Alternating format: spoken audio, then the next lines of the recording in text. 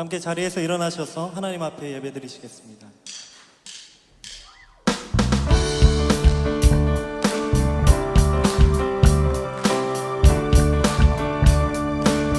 옳은 길 따르라, 옳은 길 따르라. 그의 길은 세계 만민의 참된 길.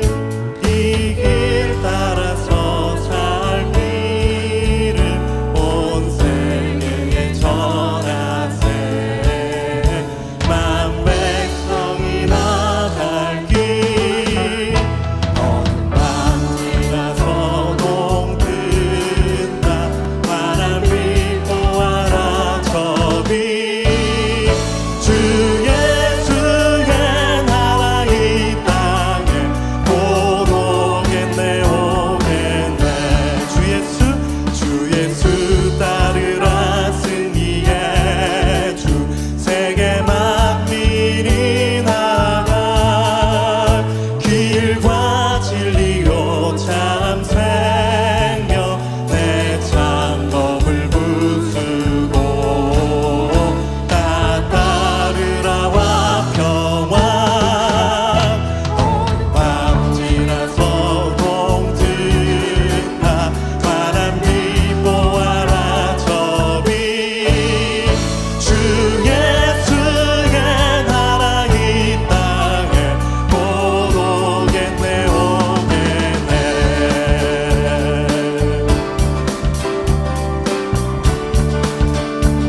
놀라운 이 소식, 놀라운 이 소식 알리어라. 세계 만민을 구하려 내 주 예수를 보내신 참 사랑의 하나님. 만 백성이 따를 길. 어두운 밤 지나서 동든다. 바람이 보아라 저비. 주 예수의 나라 이 땅에 곧 오겠네 어두운 밤 지나서 동든다. 바람이 보아라 저비. 주 예수의 나라 이 땅에 곧 오겠네 오겠네. 내가 믿고 또 의지함은 내 모든 형편하시는 주님. 늘 보호해 주실 것은 나는 확실히 아네.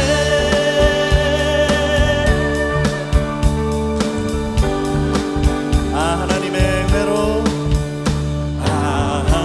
하나님의 은혜로 있을 데 없는 자 왜 구속하여 주는지 난 알 수 없도다. 내가 믿고 또 의지함은 내 모든 형편하시는 주님. 늘 보호해 주실 것은 나는 확실히 아네. 왜 내게 굳세 믿음과 또 복음 주셔서 내 마음이 항상 편한지 난 알 수 없도다. 내가 믿고 또 의지함은 내 모든 형편하시는 주님. 늘 보호해 주실 것은 나는 확실히 아네. 주 언제 강림하실지 혹밤에 혹낮에 또 주님 만날 그곳도 난 알 수 없도다. 내가 믿고 또 의지함은 내 모든 형편하시는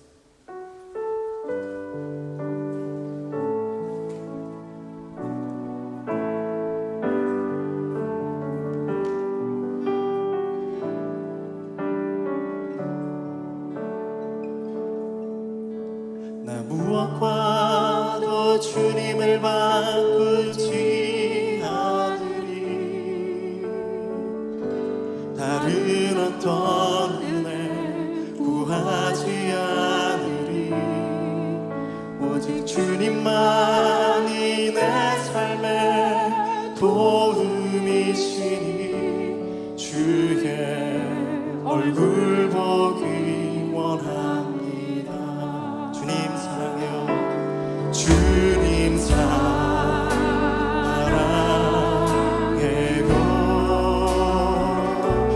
온 마음과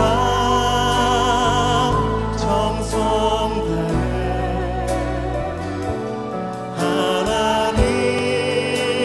하나님의 진실한 친구 되기 원합니다. 나 무엇과도 주님을 바꾸지 않으리. 다른 어떤 은혜 구하지 않으리. 오직 주님만이 내 삶의 도움이시니 주의 얼굴 보기 원합니다. 주님 사랑해요. 주님 사랑해요.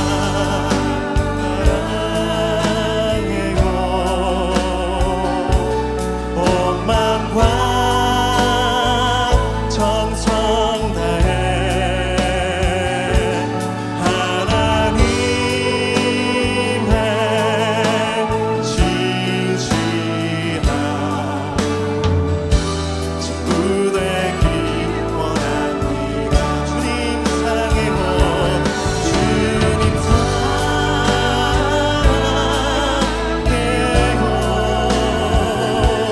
온 마음과 정성 다해 하나님의 진실한 친구 되기 원합니다. 그것이 행복이라고 세상은 알 수 없는 하나님 선물. 그것이 행복이라고 하나님의 자녀로 살아가는 것. 이것이 행복이라고.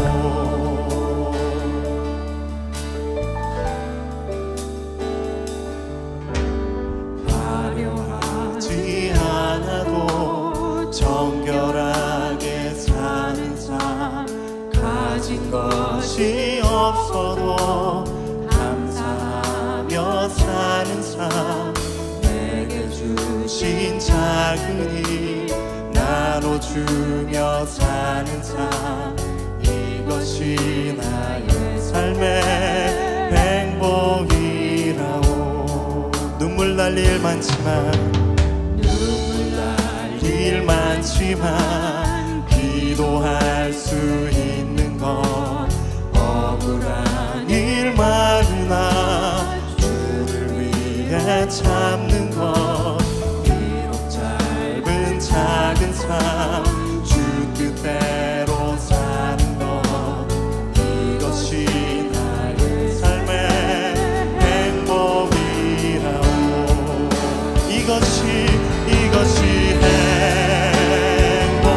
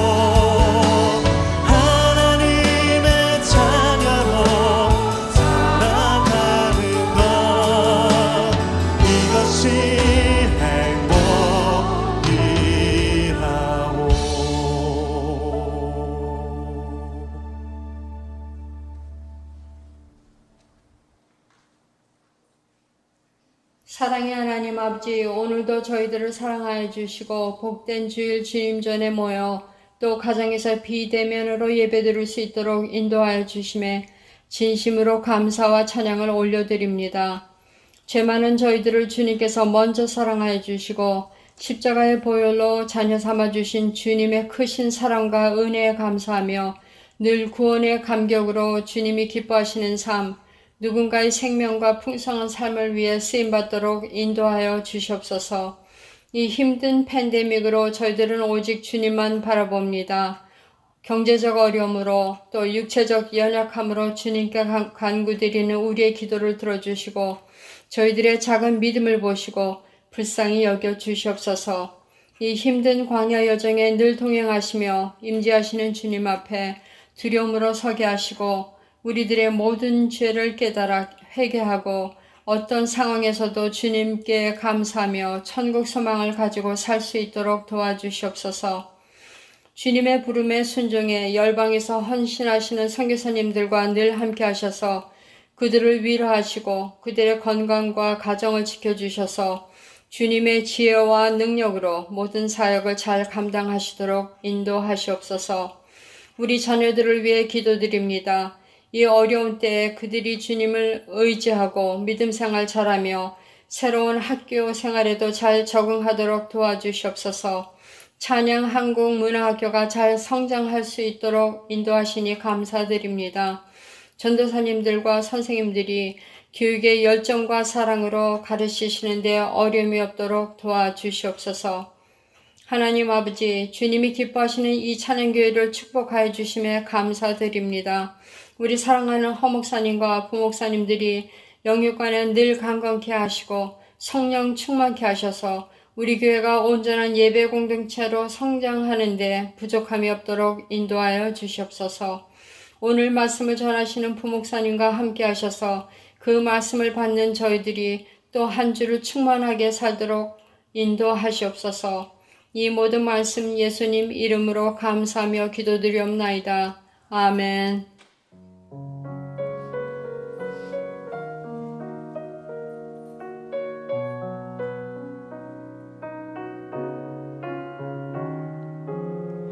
우리 주님 베풀어 주신 것 백성 된 우리 손이 거두어 이 예물 드리며 주의 크신 이름 높이오니 기쁘게 받아주소서. 하늘 아버지께서 주신 것 자녀 된 우리 손이 거두어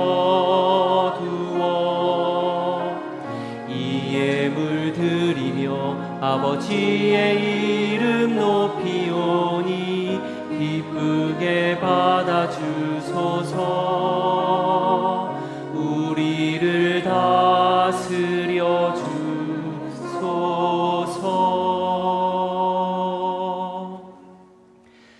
하나님 아버지, 우리 아버지가 되어 주셔서 지난 한 주간의 삶에도 함께 해 주시니 감사합니다.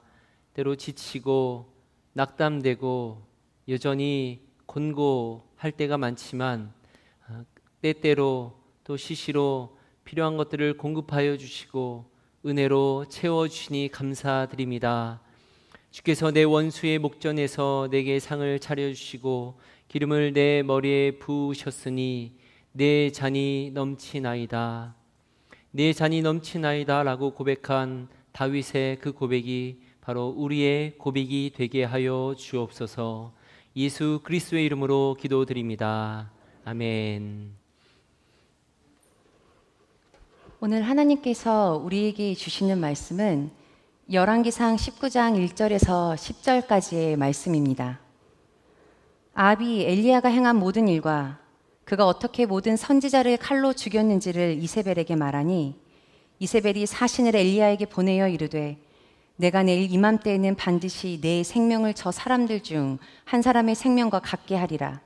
그렇게 하지 아니하면 신들이 내게 벌 위에 벌 내림이 마땅하니라 한지라. 그가 이 형편을 보고 일어나 자기의 생명을 위해 도망하여 유다에 속한 브엘세바에 이르러 자기의 사환을 그곳에 머물게 하고 자기 자신은 광야로 들어가 하룻길쯤 가서 한 로뎀나무 아래에 앉아서 자기가 죽기를 원하여 이르되 여호와여 넉넉하오니 지금 내 생명을 거두시옵소서. 나는 내 조상들보다 낫지 못하니이다 하고 로뎀나무 아래에 누워 자더니 천사가 그를 어루만지며 그에게 이르되 일어나서 먹으라 하는지라. 본즉 머리맡에 숯불에 구운 떡과 한 병 물이 있더라. 이에 먹고 마시고 다시 누웠더니 여호와의 천사가 또다시 와서 어루만지며 이르되 일어나 먹으라. 내가 갈 길을 다 가지 못할까 하노라 하는지라. 이에 일어나 먹고 마시고 그 음식물의 힘을 의지하여 40주 40야를 가서 하나님의 산 호렙에 이르니라. 엘리야가 그곳 굴에 들어가 거기서 머물더니 여호와의 말씀이 그에게 임하여 이르시되 엘리야야 내가 어찌하여 여기 있느냐. 그가 대답하되 내가 만군의 하나님 여호와께 열심히 유별하오니 이는 이스라엘 자손이 주의 언약을 버리고 주의 제단을 헐며 칼로 주의 선지자들을 죽였음이오며 오직 나만 남았거늘 그들이 내 생명을 찾아 빼앗으려 하나이다. 아멘. 여러분 혹시 스포일러라는 단어를 알고 계신가요? 원래 영어 단어 뜻은 망쳐버리는 사람입니다. 영화나 드라마의 중요 부분이나 결론을 미리 공개적으로 알려주어서 관람이나 시청하는 이로 하여금 그 흥을 깨뜨려 버리는 사람을 일컫는 말입니다. 내용을 다 알고 보면 영화나 드라마가 무슨 재미가 있겠습니까? 그런데 저는 스포일러, 즉 결말을 먼저 알아야 되는 사람입니다. 영화나 드라마 혹은 심지어는 예능조차도 긴장감이 고조되면 고조될수록 위액이 많이 과다 분비가 되면서 몸을 좀 힘들게 하기 때문에 미리 저는 결론을 다 보고 영화, 드라마 혹은 예능을 보는 그런 사람입니다.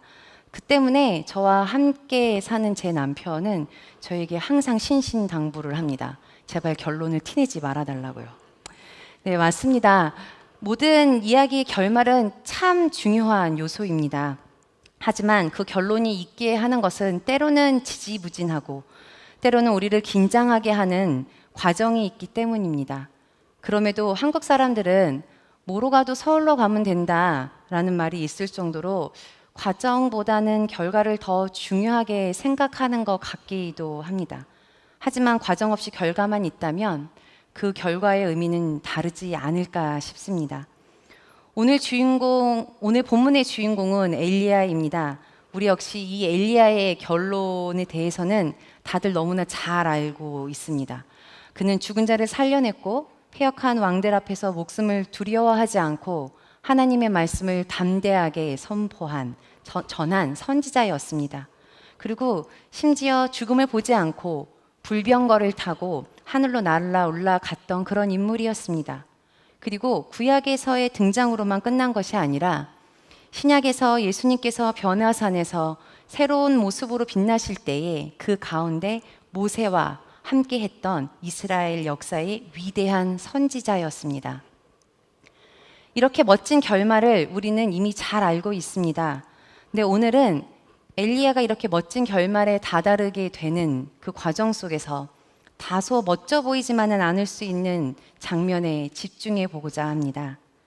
오늘 말씀을 보면 엘리야의 발언이라고는, 그리고 이런 멋진 선지자의 발언이라고는 믿을 수 없을 만한 그런 말을 우리는 듣게 됩니다. 여호와여 넉넉하오니 지금 내 생명을 거두시옵소서. 나는 내 조상들보다 낫지 못하니이다. 그리고 더 나아가서 내가 만군의 하나님 여호와께 열심히 유별하오니 이는 이스라엘 자손이 주의 언약을 버리고 주의 제단을 헐며 칼로 주의 선지자들을 죽였음이오며 오직 나만 남았거늘 그들이 내 생명을 찾아 빼앗으려 하나이다. 지금 두 번째 이 본문은 한 번도 아니고 두 번이나 똑같이 하나님께 토로합니다. 어떤 학자들은 지금 이 상황을 보고 만성적 우울증까지는 아니어도 엘리야가 우울증에 걸린 거 아닌가 하기도 하는데요. 그냥 우리가 인생을 살다 보면 지금 엘리야가 저는 정말 하나님을 열정적으로 섬겼습니다. 그런데 이스라엘 자손들은 다른 신을 섬겼고 오히려 주님의 선지자들을 죽여버렸습니다. 그리고 저는 지금 혼자입니다. 지금 제 목숨도 위태롭습니다. 그만하고 싶습니다. 이제 충분합니다. 라고 이렇게 말할 수밖에 없는 상황에 처해지기도 하는 것 같습니다. 이러한 발언의 근거는 아이러니하게도 오늘 본문 바로 앞장인 18장에 등장하는 갈멜산에서의 위대한 승리와 관련이 있습니다. 엘리야가 활동하던 시기 북이스라엘 왕은 7번째 왕인 아합이었습니다.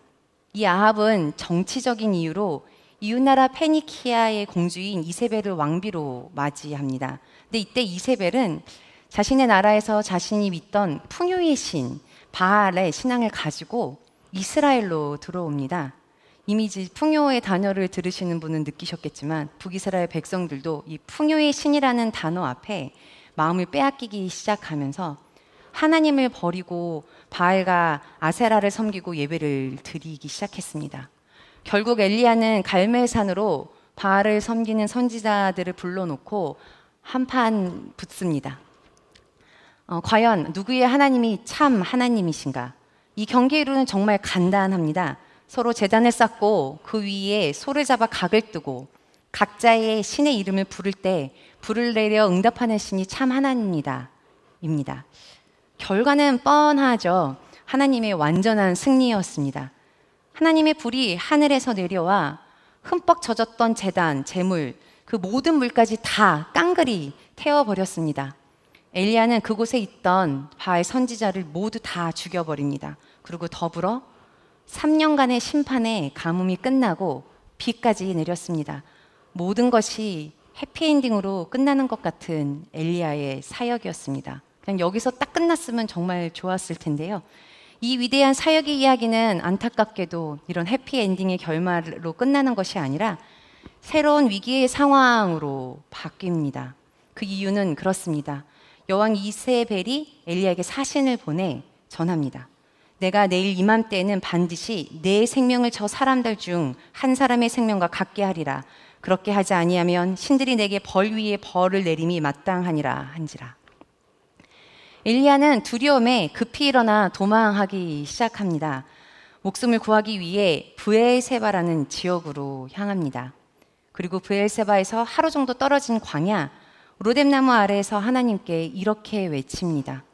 여호와여 넉넉하오니 지금 내 생명을 거두시옵소서. 나는 내 조상들보다 낫지 못하니이다. 사실 엘리야의 이와 같은 반응은 오늘 이 본문의 처음이 아닙니다. 비슷한 반응은 오늘의 본문 조금 더 앞인 열왕기상 17장에서 찾아볼 수 있습니다. 17장에는 갈멜산의 전투의 배경이 되는 그런 내용이 있습니다. 바알을 섬기는 이스라엘 백성에게 진노하신 하나님께서 3년간의 가뭄을 허락하시는 그 장면인데요.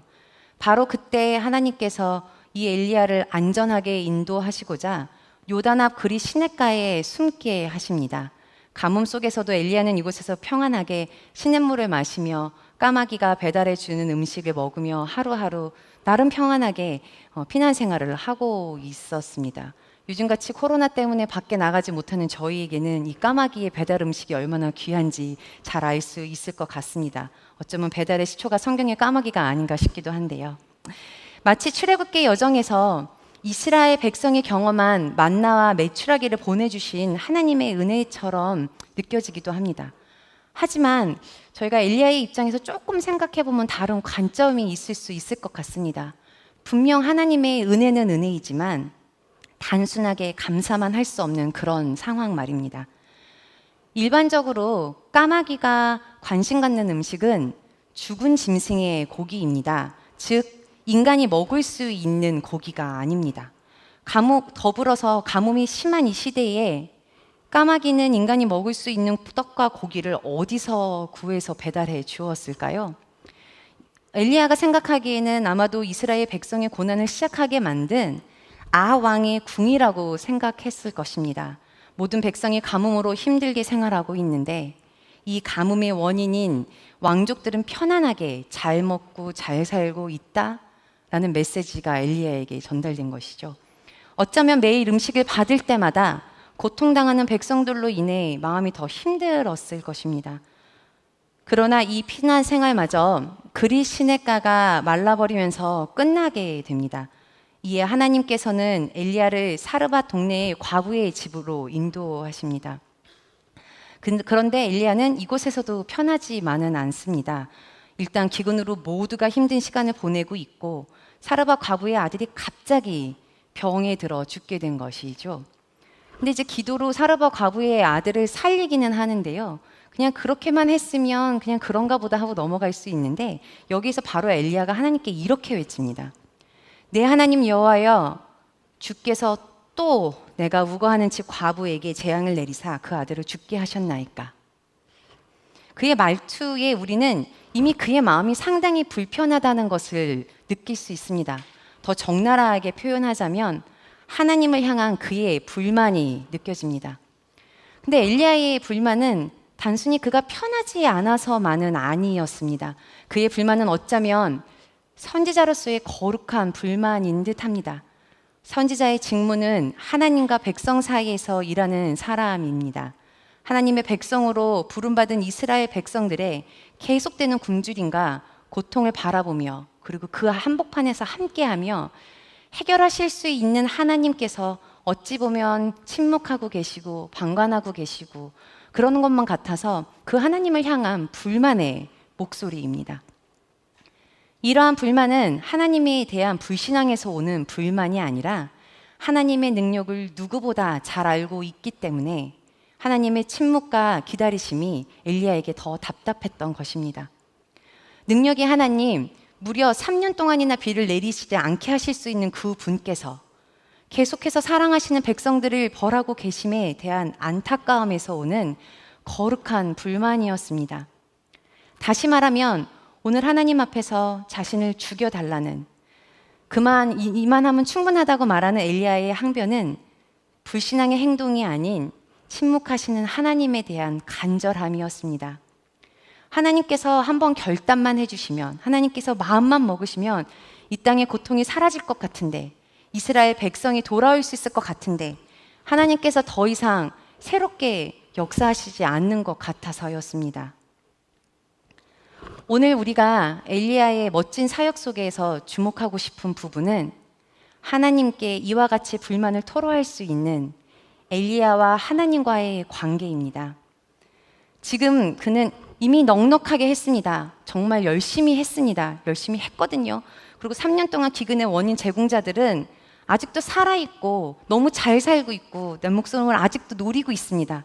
저는 더 이상 할 수 있는 일도 없는 것 같고 저보다 전에 있었던 그 훌륭한 선지자들보다 더한 것을 이룰 수도 없을 것 같으니 저 이제 그만하게 해주세요.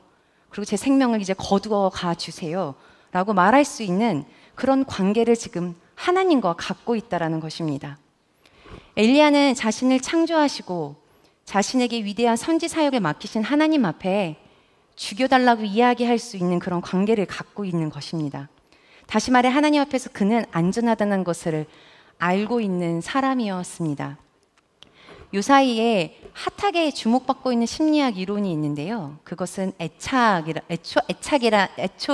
이론이라는 것이 있습니다. 이 이론은 심리학자 존 보비로 의해서 시작되었고 메리 에인스워스라는 사람에 의해서 계속 발전된 이론입니다. 이 이론을 간단하게 말하면 이렇습니다.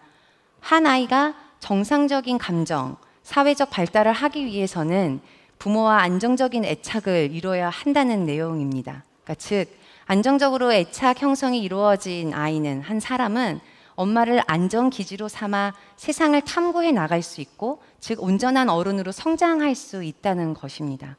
세상을 탐구할 수 있는 것은, 그래서 사회의 한 일원으로 온전히 살아갈 수 있다는 것은 언제든 힘들고 지친 일이 있을 때 돌아갈 수 있는 안전한 기지가 있다는 것을 알 때 가능하다는 그런 이론입니다. 그러니까 성인이 된 이후에는 배우자가 그 역할을 할 수 있다고 합니다. 오늘의 엘리야도 하나님과 안정적인 애착이 형성되었기에 하나님께서 그에게 안전기지를 제공해 주시는 것을 엘리야는 너무나 잘 알고 있었기에 오늘 조금은 과한 것과 같은 불평을 하나님 앞에 토로할 수 있는 것이고, 가라고 말씀하시는 하나님의 말씀에 인도하심에 순종하며 나아갈 수 있었던 것입니다. 우리는 우리가 원하지 않아도 인생의 어두운 밤을 지날 때가 있습니다. 그때에 하나님께서는 우리의 상황에 침묵하시는 것 같이 느껴지기도 합니다. 그리고 심지어 능력이 되시는 분인데 이 일을 막아주실 수도 있었는데 이렇게 어렵고 힘든 일을 허락하셨고 또 허락하신 이후에 해결해 주시지도 않는 것 같아서 그래서 사랑의 하나님에 대해서 헷갈리기도 할 때도 있습니다. 그러나 우리의 하나님께서는 오늘 엘리야의 불평에서 알 수 있듯이 우리의 안전기지가 되어주십니다. 우리를 어루만져 주시고 먹여주시고 재충전해 주시고 가야 할 길을 보여주십니다. 오늘 로뎀나무 아래에서 자신을 죽여달라고 했던 엘리야에게 하나님은 어루만져 주시고 먹여주신 이후에 실은 엘리야의 불평 혹은 그런 토로에 대답하지는 않으시고 그저 로뎀나무를 떠나 호렙산으로 갈 수 있게 인도하십니다. 제가 로뎀나무에서 호렙산까지의 거리를 좀 알아보고 싶어서 구글 지도를 살펴보았거든요. 그런데 한 260마일 정도 되더라고요. 그러니까 계산을 한번 해보면 보통 사람이 1시간에 한 3마일 정도 걸을 수 있고 하루에 한 10시간 정도 걷는다라고 하면 하루에 30마일을 걸을 수 있고 본문에서 말하듯이 40주야를 걸었다고 하니 그렇게 40일을 걸었으면 1200마일은 좋게 걸을 수 있는 시간이었는데 본문에서 말하듯이 엘리야는 한 10일이면 좋게 갈 거리를 한 40일이 걸려서 도착했다고 기록하고 있습니다. 심지어는 하나님께서 어루만져 주셨는데 음식도 제공해 주셨는데 10일 거리가 40일 거리가 되었고 하나님의 산 호렙에서 하나님을 만났는데도 엘리야의 어려운 상황은 바뀐 게 하나도 없습니다. 이세벨은 여전히 목숨을 위협하고 있고 엘리야는 여전히 지치고 힘듭니다.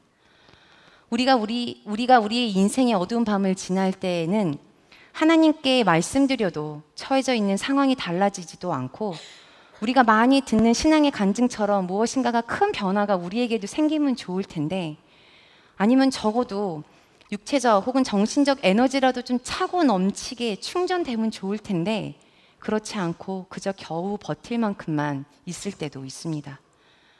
더 나아가 조금의 쉼을 취했고 심지어 하나님께서 어루만져 주셨고 양식까지 먹여주시는 것 같은 은혜를 경험했다고 여겨진 그 이후에도 남들과 비교해보면 너무 많이 뒤처진 것 같을 때도 있습니다. 오늘 엘리야와 같이 비교해보지 않아도 간단하게 계산만 해보아도 10일 거리가 40일이 된 것처럼 그냥 객관적으로 봐도 너무 뒤처진 것만 같아 작아지기도 하고 혼자인 것만 같을 때도 있습니다. 능력이 되시는 하나님께서 조금만 더 힘을 써주셔도 될 것 같은데 딱 그만큼까지만 하시는 것 같아서 답답하기만 할 수도 있습니다. 하지만 그냥 하나님께 토로했기에 하나님께 말씀드렸기에 하나님과 동행하며 어려움을 하나님께 말씀드릴 수 있었기에 우리가 할 수 있는 것은 허락해 주시는 그만큼의 힘을 가지고 가라고 하신 그리고 보여주신 그곳으로 한 걸음 내디딜 수 있는 것입니다. 그리스도인들에게는 천국 소망, 하나님의 나라라는 어찌 보면 누구나 다 아는 스포일러, 결말을 알고 우리는 살아갑니다. 그러나 그러한 결론을 알고 있으면서도 우리의 삶은 녹록치만은 않습니다. 그리고 평안의 연속은 아닙니다. 우리의 삶이 오늘 엘리야처럼 하나님을 향한 소원과 간구, 때로는 불만스러운 목소리를 낼 상황들이 펼쳐집니다.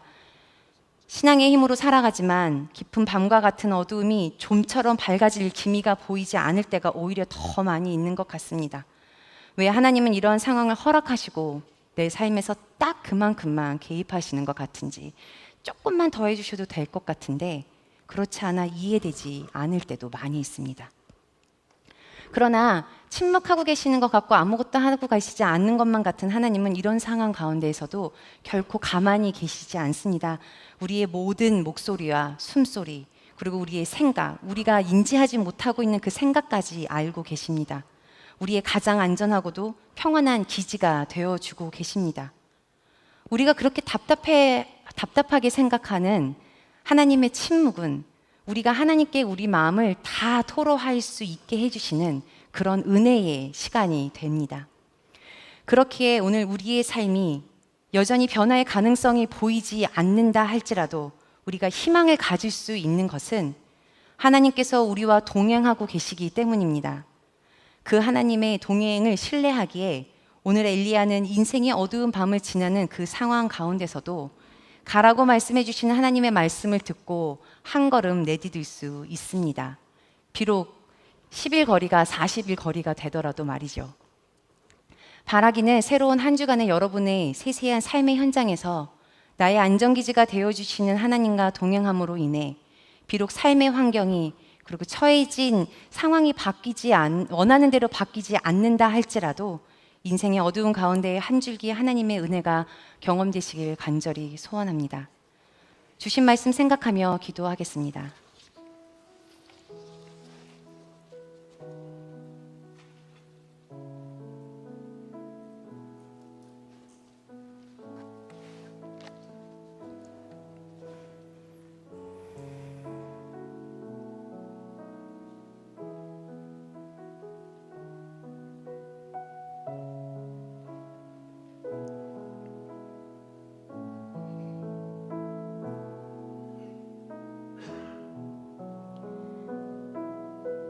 임마누엘의 하나님, 인생의 어두운 밤을 지날 때 비록 우리가 처해져 있는 상황이 바뀌지 않는다 할지라도 주님이 우리와 친히 함께 하심에 만족하며 하나님 손 꼭 붙잡고 하나님께서 허락하신 우리의 삶을, 우리의 하루를 살아갈 수 있게 하옵소서. 우리의 목자 되신 예수 그리스도 이름으로 기도합니다. 다 같이 일어서서 찬양 드리시겠습니다.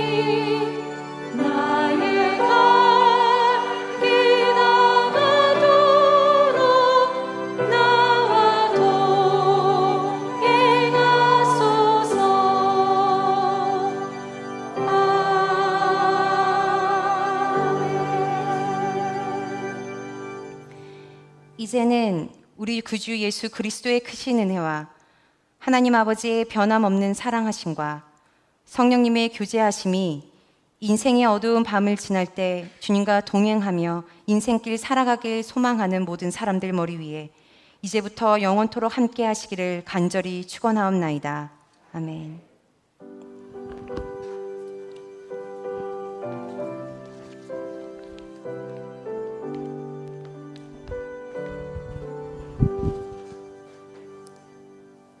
서로 축복하겠습니다. 하나님을 안전기지로 삼으세요 하고 축복해 주세요.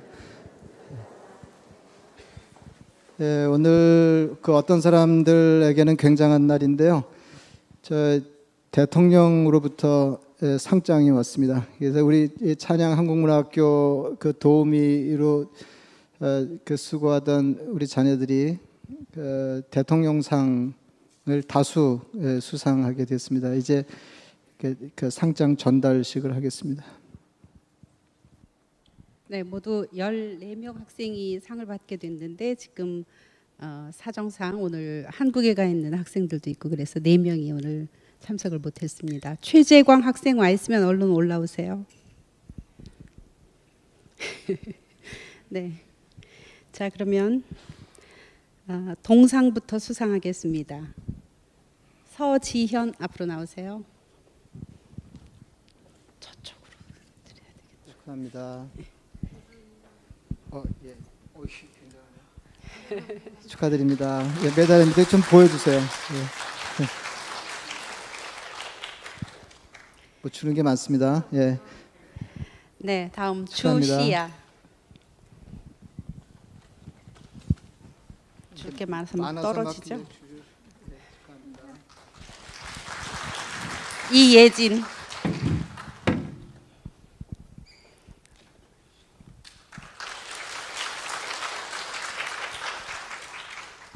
네, 은상 감경아.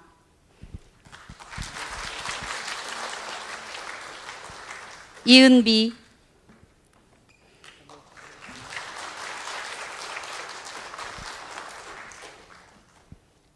그다음 금상입니다. 이서진.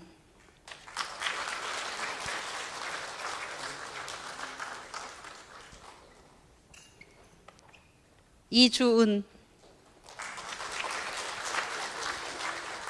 이민희. 최재광.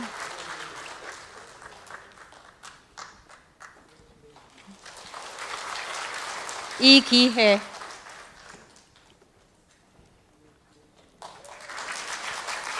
네, 자기가 받은 그 메달을 목에 걸고요. 앞쪽으로 조금 나가서 사진을 찍는 게 우리 학교 또 교지에 실려야 되니까 앞으로 좀 나오세요.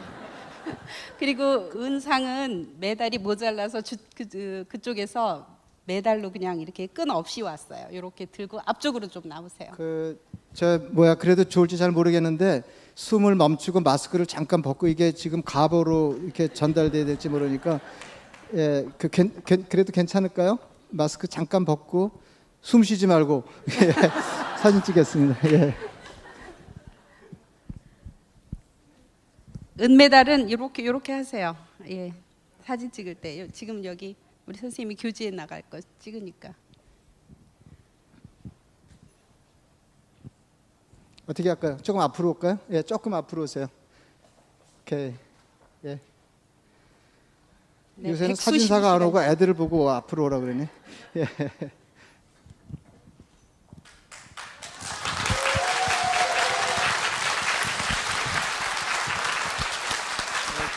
그쪽으로. 다 축하합니다. 찍었어요? 예, 축하합니다. 충분히 찍었어요? 네, 저쪽으로 들어갔어요.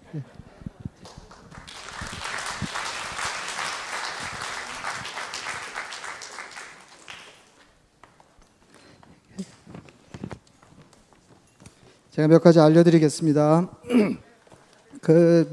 우선 서운한 소식부터 성서윤 자매님 공부하는 동안에 우리 교회에서 함께 신앙생활하다가 이제 공부 마치고 저 뉴욕주 이타카에 있는 코넬 대학교로 가시게 됐습니다.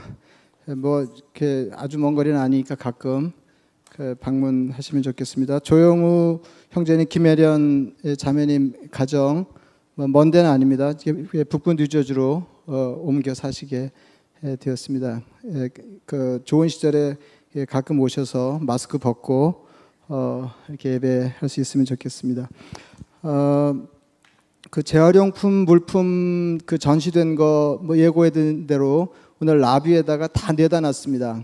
그동안 여러분들이 그 가정에 쓸만한 물건들 쓰시지 않는 거 이제 돌려 쓰도록 내어놓으셨고 또 거기서 얻은 수익을 선교비로 활용할 수 있었는데 팬데믹 기간 동안에 계속해서 그렇게 할 수가 없어서 일단 그 여러분들이 기증하신 물건들을 다 라비에다 그 전시하고 필요하신 분들이 무료로 가져가실 수 있도록 그렇게 했습니다. 그리고 시절이 다시 좋아지면 여러분 가정 다시 한번 이렇게 정리하시는 겸해서 물건들 내놓으시고 또 필요하신 분들 활용하실 수 있도록 그렇게 재활용 삽은 앞으로도 계속 운영될 것입니다. 이렇게 한번 꼭 들러가시기를 바랍니다. 그리고 그 특별 공동회에 8월 15일 주일 큰 비예배 마친 뒤에 하겠습니다. 이제 안건은 두 가지가 있는데 하나는 장로 선출, 나머지 하나는 후임 담임 목사 청빙위원회 구성건입니다.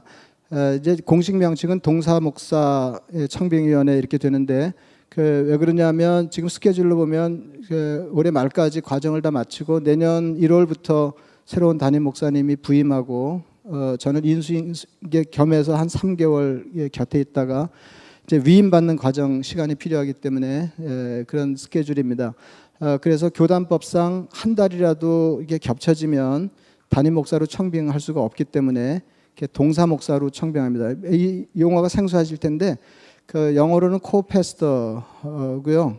더 쉬운 우리말로 만약에 이제 바꿔 말한다고 그러면 공동 담임 목사입니다. 그래서 제가 이제 3월에 물러나면 새로 오시는 제 목사님이 담임 목사직을 승계하는 것으로 그렇게 되어 있습니다. 여러분 위해서 기도해 주시기를 바랍니다. 그리고 그 이제 특별 기도 부탁인데요. 이교보라고 있습니다. 뭐 여러분 아시는 것처럼 이제 트럼프 대통령이 이렇게 대통령직에 있을 때 이민 정책이 더 빡빡하게 되고 이제 그 바람에 이제 그 이민자들 중에 이제 서류 미비자들이 어려움을 겪었는데 아주 다급한 형편에 있는 그 서류 미비 이민자들을 돕기 위해서 설립된 단체가 이교보입니다. 그러니까 그러니까 그 어떻게 되나요? 이민자 보호교회의 약자인데요. 그래서 이민자 보호교회에서 그 새로운 그 이민 개혁 법안 추진을 위해서 여러 가지로 애를 쓰는 중에 다음 한 주간을 그 많은 교회들이 연대해서 릴레이 기도를 하기로 결정하고 우리 교회에도 부탁이 들어왔습니다. 그래서 저희는 다음 주 금요일 오전에 시간이 허락되는 대로 가능한 많은 교우들이 기도하기로 그렇게 약속하였습니다. 그래서 공식 카톡에 저 이민자 보호교회 소식지를 띄워드렸고 거기에 이 이슈에 대한 상세한 안내가 있거든요. 그래서 여러분 읽어보시면 아마 뭐 다 그 생각이 다르실 거예요. 어떤 것에는 동의할 수 있고 뭐 우리가 다 이민자로서 이민법이 이제 개혁되는 걸 바라지만은 뭐 여기까지 가는 건 좀 심하다 뭐 이런 생각을 가지실 수도 있습니다. 그래서 여러분 읽어보시고 여러분이 동의할 수 있는 부분에만 그 기도 제목을 삼고 기도하시면 이렇게 되겠습니다. 특별히 그 낙하라고 여러분 아시죠? 어릴 때 부모를 따라서 미국에 와서 오래 이렇게 살면서도 이제 부모가 서류 미비자에서 벗어나지 못했기 때문에 그 자녀들도 그 사회적인 신분, 이제 합법적인 신분을 그 취득하지 못한, 확보하지 못한 그런 젊은이들을 일시적으로 구제하는 그런 법안입니다. 그래서 이제 트럼프 대통령 때 그게 이제 일시 이제 주춤했다가 다시 이제 활발하게 논의가 되는 그런 그 지금 분위기입니다. 그래서 여러분 우리 교회도 그 해당되는 사람들이 있고 뭐 이민법에 관해서는 뭐 다 대놓고 어려움을 토로하지는 않지만은 뭐 이제 관련된 가정이 적지 않게 있습니다. 그래서 여러분 아시는 대로 그 가정을 위해서 기도해 주시고 이런 것들이 법 제도나 뭐 이렇게 필요한 법안으로 그 이렇게 보장될 수 있도록 여러분들이 그 꼭 기억하셔서 금요일 오전 기도해 주시기를 부탁드립니다.